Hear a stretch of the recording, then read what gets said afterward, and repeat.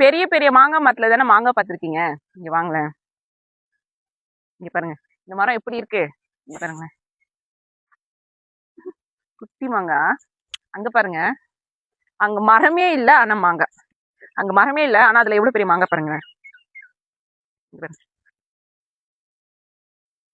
சூப்பரா இருக்குல்ல. ஸோ நான் இங்க வரும்போது இந்த இடத்துல நான் வீடியோ ஷூட் பண்ணணும்னு நினைக்கிறேன். பட் ஆனா எனக்கு முடியும், ஏன்னா அப்போ நான் வர டைம்ல எல்லாம் சீசன் கிடையாது. ஸோ இந்த சம்மர் டைம்ல வந்தோடனே இங்க அவ்வளவு மாங்காய் இருக்கு. ஸோ இந்த டைம் நெக்ஸ்ட் டைம் நான் வரும்போது நான் வீடியோ எடுக்கிறேங்க. அங்க காட்டுங்க, அங்க மாங்காய் மரத்தை பாருங்களேன், எவ்வளவு மாங்காய் தொங்குது கீழெல்லாம், எப்படி இருக்கு பாருங்க. ஸோ மாங்காய் யாருக்கெல்லாம் மாங்காய் சாப்பிட பிடிக்குமோ ஒரு லைக் பண்ணிட்டு ஷேர் பண்ணி. என் சின்ன பொண்ணு ரொம்ப சாப்பிடுவா மாங்காய். அப்படியே கட் பண்ணி அதுல உப்பு மிளகாலாம் போட்டு சாப்பிட்டா சூப்பரா இருக்கும். போகும்போது நான் கட் பண்ணிட்டு. இப்போ நான் எங்க இருக்கேன் அப்படின்னு பாத்தீங்கன்னா என்னோட நேட்டிவ் பிளேஸ்ல தான் இருக்கேன். ஸோ இந்த இடத்த ஒன்ஸ் பாருங்களேன். ஆக்சுவலா இது வந்து பாத்தீங்கன்னா எங்க சின்ன மாமனாரோட வீடு.